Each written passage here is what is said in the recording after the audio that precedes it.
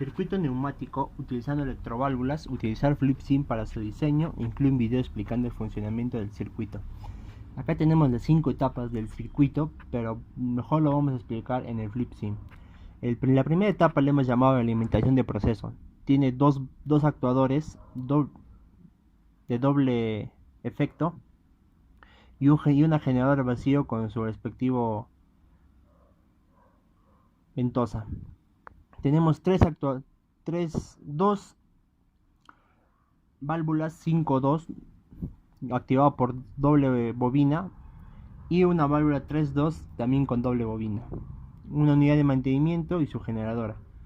En esta etapa, activado por el pulsador y el sensor S1, que sería el primero, hace que el eje vertical salga, activando el sensor S24, que genera el vacío, haciendo que la ventosa chape el objeto.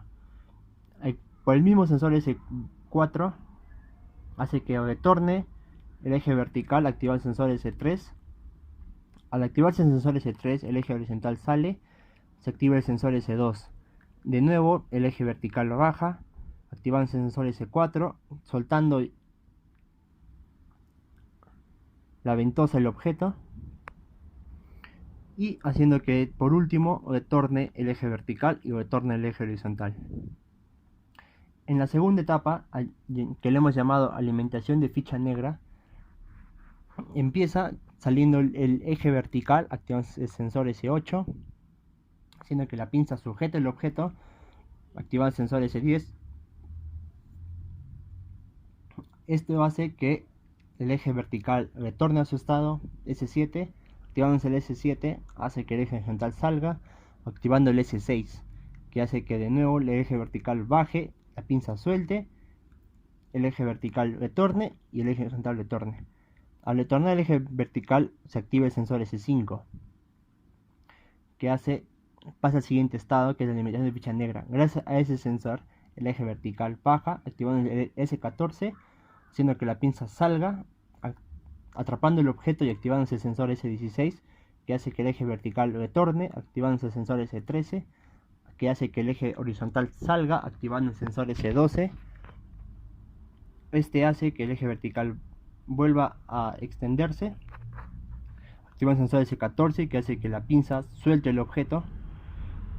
El S15 hace que el eje vertical retorne y el eje horizontal también retorne, activando el sensor S11, que para el siguiente estado activa el sensor S19, que hace que baje el eje vertical, activando el sensor S20, haciendo que la pinza atrape el objeto, activando el sensor S22, que hace que el eje vertical retorne, activa el sensor S19, haciendo que el eje horizontal se extienda, activando el sensor S18, que hace que el eje vertical salga, activando el sensor S20, que hace la pinza suelta el objeto y activarse el sensor S21. Esto hace que el eje vertical retorne, activando el sensor S19 y haciendo que el eje horizontal también retorne, activando el penúltimo sensor S17.